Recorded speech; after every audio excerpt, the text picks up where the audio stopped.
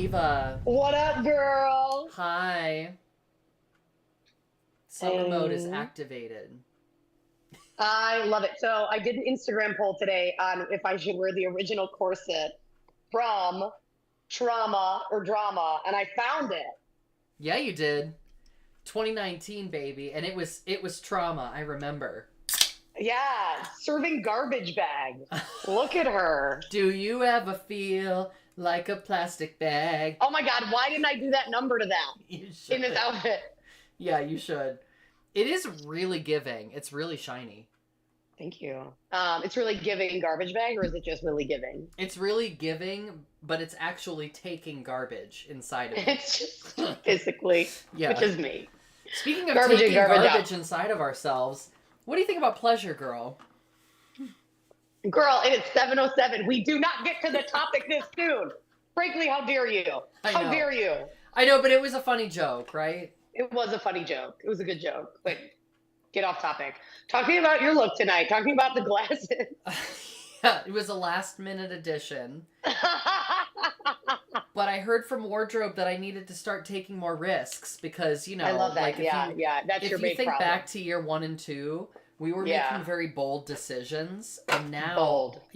Look at us. bold, italicized, underlined fashion choices. I know.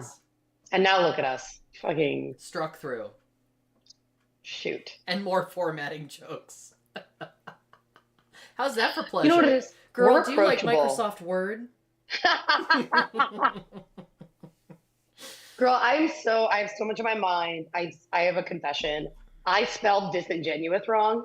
And I have another confession related to Microsoft Word, which is I hate spell check because I'm like, if I can't spell it, I don't deserve to use the word, which is super terrible. Hey, And that's a good tip for you at home. If you can't spell it, maybe just kill yourself.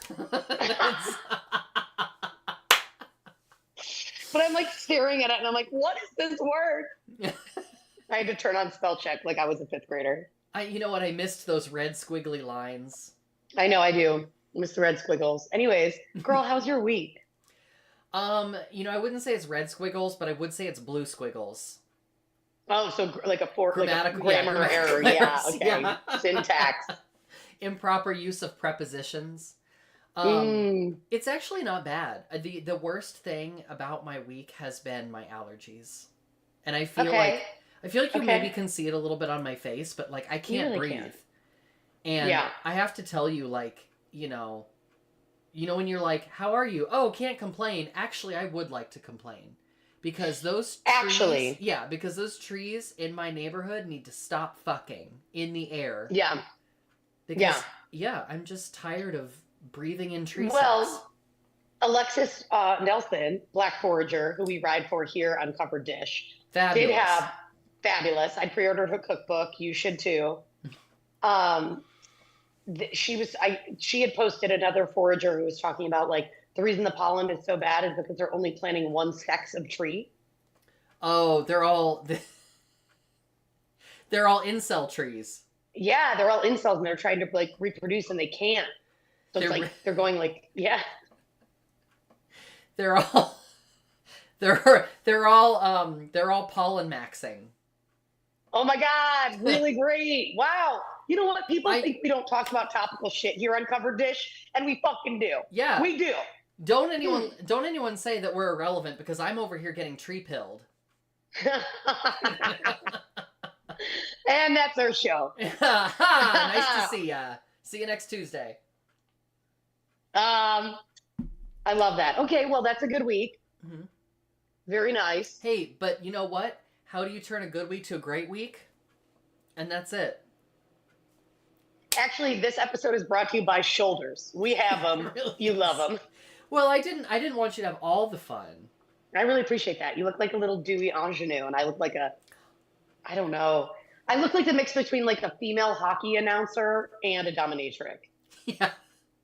Honestly, you know what? Which is my aesthetic kind of all the time, if we can be totally honest. Hey, we got 2 viewers, which I think, hey, sex sells. So I think we're doing Oh my it. God. Is it our new fan, Matt? Is Matt on? I don't know. I can't we tell don't know. who's watching. I can just see that they're watching. I wonder. Oh, okay. Well, welcome new fans and maybe reoccurring fans. and get ready to be super fans and then we just get nude. Honestly, Brooke, I've never thought to use the word versatile with a corset, but I think that corset is very versatile. I'm excited to hear what other use you think it has than this exact use. Well, I mean, wearing, but in many different situations is what I'm saying. You could layer that corset with a lot of different looks. Okay, like what? Like, I think it would go good with a nice, like a black turtleneck or a plunge dress. Oh yeah, that'd be cute. Excuse me, I think you could even mix metals. You could do some nice silver with that. That's like a, what would you call that metal? That's like a nice. It's like a Costco garbage bag metallic. Yeah, like a brushed nickel bathroom faucet. Yes, which is my drag name also. Brushed nickel. Bathroom faucet. Bathroom faucet, yeah. She has a lot of names. Yeah, there's a lot happening here. I'm not really sure. Well, we're here to talk about pleasure, and I actually love this because I was thinking, and I'm so glad we posted that photo we did, because you as a performer really embody and perform pleasure on stage in a way. Mm-hmm. And I think that's different than like stand up and other performance art, right? In that way. Yeah. But like as a burlesque dancer, you really have to almost like, I don't know, there's an undercurrent of pleasure. And we were talking about this last week about that burlesque dancer who I can't stand watching because she has stage fright. And she'd like shake as she like unzipped her, I could just do it. No. And she unzipped her corset, it would be like, yeah. And it was just like, oh my God, I can't enjoy this because you don't look like you're enjoying it. Yeah. So I guess if you want to speak to that from a performance perspective, but also building on that, like how pleasure is, do you need someone else to enjoy it for pleasure to exist? Not necessarily. I think first and foremost for me, it comes from within, right? Like I'm performing for myself, and then the fact that the audience is there and I'm being observed and they're mm-hmm. like they're responding to it just makes it better. But the core of it is a dialogue I'm having with myself. I guess right. a monologue, you could say. But like, which you could. Yeah, but it's funny. Like, I think some people think that burlesque performers are like getting on stage and becoming aroused in a technical sense. And that's definitely not the case for me. Like, arousal is not part of the picture. Like, it feels pleasurable, but I think there are many different forms of pleasure beyond just arousal. You know, a question I like to ask people a lot in readings, just for me, like, you know, sometimes it's even a relevant question, but I'm very fascinated by the idea of, like, have you ever taken yourself on a date? That's the question I like to ask people a lot in tarot readings. First of all, because it's kind of unexpected, and so it's sort of like, I don't know, it's kind of like a shortcut into an intimate conversation with somebody.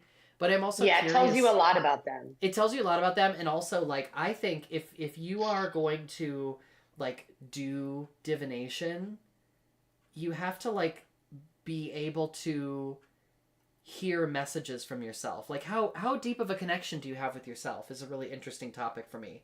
And I think pleasure is one of the vehicles you can use to deeply connect with yourself. So, Brooke, have you ever taken yourself on a date? Oh my God, yeah. What do you do? Yeah. If I can ask. Well, so I took myself on a recent date, and it was actually really scary because I, as you did not know until like 4 months ago, I golf. Yes. Yes. Very late in our friendship did I find this out. Well, I didn't golf when we were set together. We lived together, but because I was in law school and I didn't have a life. But joke's on you all, we are still together. Joke's on you. Long distance. So, I think we would thrive in a long distance relationship. First of all, we would. Yeah. So I did take myself on a date, and I took myself to a driving range, and it's really easy when you move somewhere new to just kind of like have your partner be, you know, everything. And my partner doesn't golf. So it was like, okay, I kind of have to go. But driving ranges are like super white, super cis, like just men, you know what I mean? Mm-hmm. And I like took myself, it's just men. Yeah, I can imagine. And I wore this obviously. And I don't know why everyone was looking at me. Yeah. But I took myself on like a weeknight driving range date. And I was really nervous. Like I got up to the I didn't know how to like get the balls because you have to like use a ticket, and I like had to ask people. It's just like really a lot. And I finally got up and I teed up my ball and I get it out, and I'm like I can feel myself shaking because I'm alone. I'm the only woman hitting. Other women are there watching their husbands and fathers and sons, but I'm the only woman. And it was just like this very interesting feeling. And by the end, the nerves were kind of like gone, but it was also just being alone somewhere, I think is really powerful. And I think it's even more powerful in new settings. Like when I travel alone for work, one of the things I love to do, and it sounds it sounds weird and it's going to sound decadent. The word I use for it is decadent, but if you're going to be like, what the fuck? Is I go to a yoga class where it's whatever city I'm in. And you're like, well, Brooke, how is that decadent? Like, you got to Uber there because you don't know the neighborhood, typically, right? Yeah. Like, and there's not a yoga studio. So, like, I'll take it to wherever, and you pay for that. Then you pay for a one-time drop-in, and then you pay for the Uber back to the hotel. So by the time you do that, like, it's $100. Yeah. But I love it, and it's just this, like, I get so much pleasure out of new spaces, out of a different setting, out of, like, doing something in community with other people I've never met. Mm. That brings me, it's like self-assurance in the pleasure of like, I can do this and I can navigate the world. Yeah. And also kind of like teaching yourself that you're worth it, you know? Yeah. You're worth having these experiences, because I think a lot of times, you know, and for many reasons, the way the world is now, sometimes the world can feel a little smaller, you know? Mm-hmm. Have you taken yourself on a date? Oh, frequently. By the way, I see a comment from Matt that says, "Hi, gay." Love that. Yes, hi, gay. Yes. Matt's joining us all the way from sunny Las Vegas, so we are bi-coastal. Ooh, we're bi. Vegas. I know. Sin City. So I don't know. Isn't that what they call it? Do they still call it? I don't know. All the way from the Big Apple. All the way from the Windy City. Yeah, right.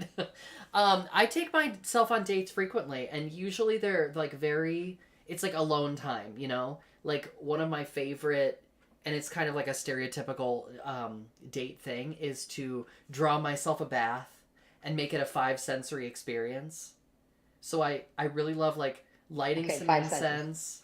Okay. I get some tea or a light snack. So that's taste. I like usually read a book, put on some nice music. And then there's the feeling of the water, and like sometimes I'll put some bath salts or one of those little like packets in it that makes it kind of aromatic, you know? Yes. Makes the water feel kind of soft. And then I'll just sit in there for as long as I want. Like for me, the key is I'm doing it for myself with myself. And also it's not particularly time bound. You know, if I've got a nice Sunday where I don't have a lot else going on, I'll just sit in water for as long as I want to. Do you remember bath beads? Do you remember bath beads from the 90s and those like slippery things that would like... Yeah, I don't get them. I don't quite get them, but I do remember them, and I haven't really used them. Did you get into a bath bead? I loved them because I just thought they were cute, but I never actually used them because they'd never absorb in the hot water. Because like my dad always kept the hot water really low. Oh yeah, they're cheap. The casing is supposed to dissolve, and that releases. But it never did, and then like it would dissolve at like the last minute, so the soap would just sink to the bottom, and then you'd have like a slicked out bathtub.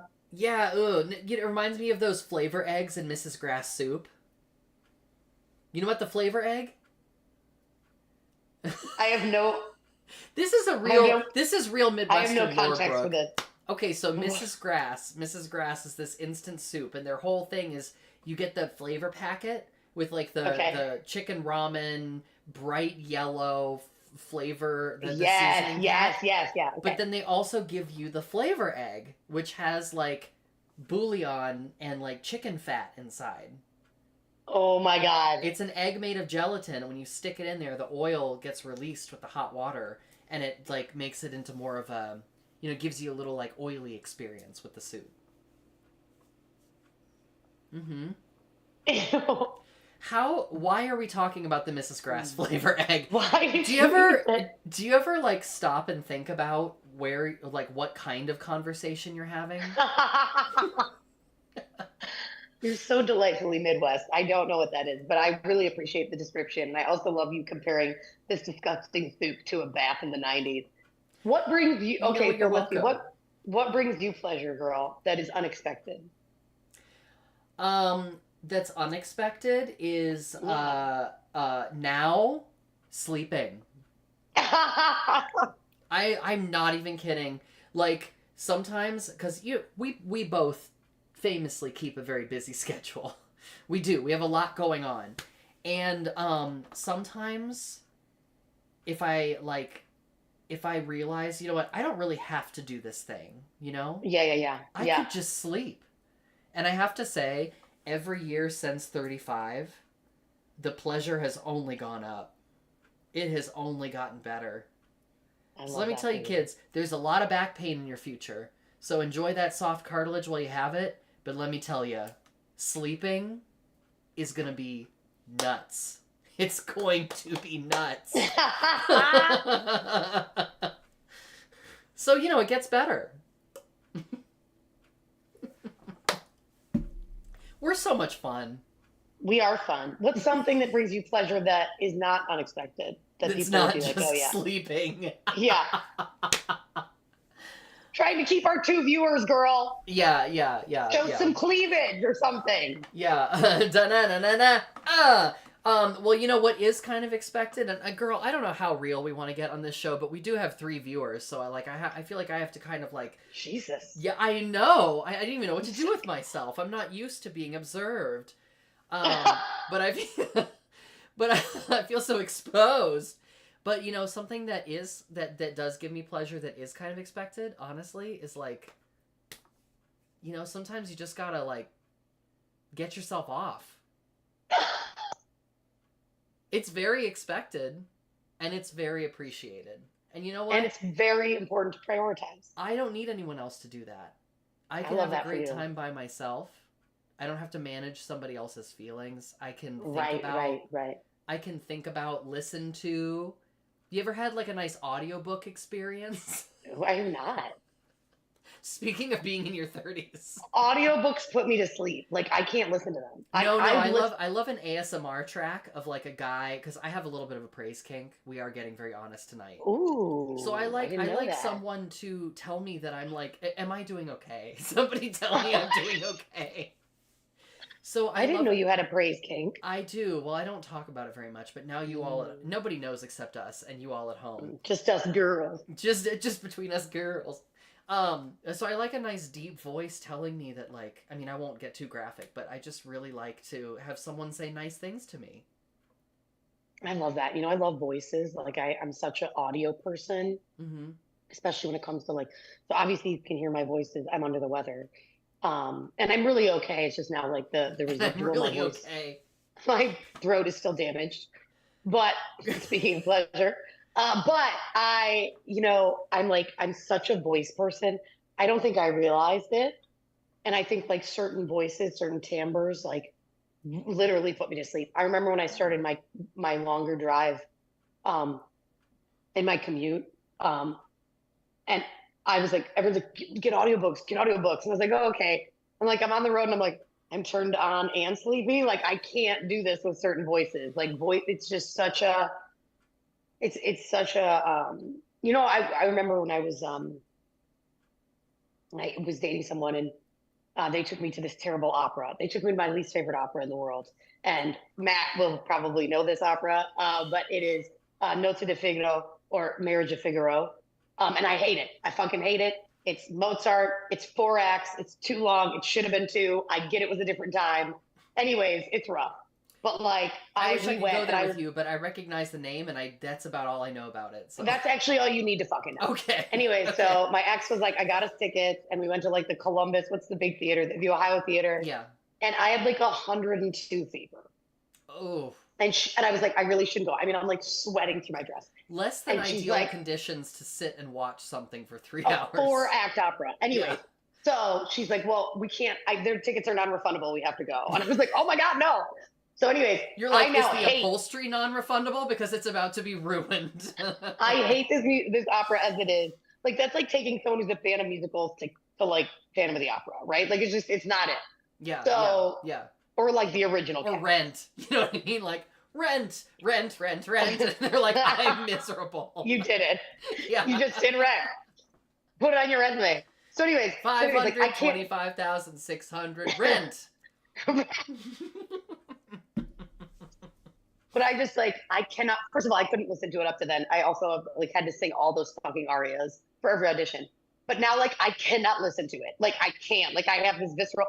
I just like audio for me, voices for me, melodies for me. Like it's really bad, and it's actually a problem. It's like a psyop. Like if you hear like the third act of A Marriage of Figaro, everybody dies. Oh my god, yeah. No, exactly. Yeah. I am the Manchurian Candidate. Yes. Like I fucking hate it. And you know what's so crazy? Because people are like, "Oh my god, you must love Mozart. You're an opera singer," and I'm like, yeah. You're like, actually, I have taste and discernment. Also, I'm not like a baby in the womb. Like you play Mozart for a baby in the womb because that's how fucking boring it is, and that's a hill I will die on, and that's not relevant. You want to give me pleasure? You want to give me pleasure with music? I want Philip Glass. I want Prokofiev. I want Tchaikovsky. Yes. Yeah. Listen, you're only a shoulder reveal away from pleasure, from true pleasure. Because I got two right here. I can't really reveal my shoulders anymore. And I think there is something nice about the simplicity of pleasure. You know? Like, say more about that. Well, sometimes I like to,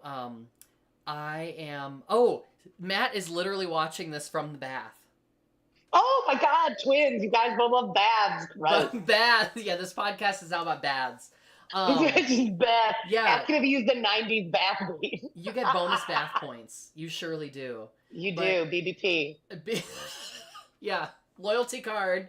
I think that, you know, like I like to rewatch some old TV shows or like replay old video games.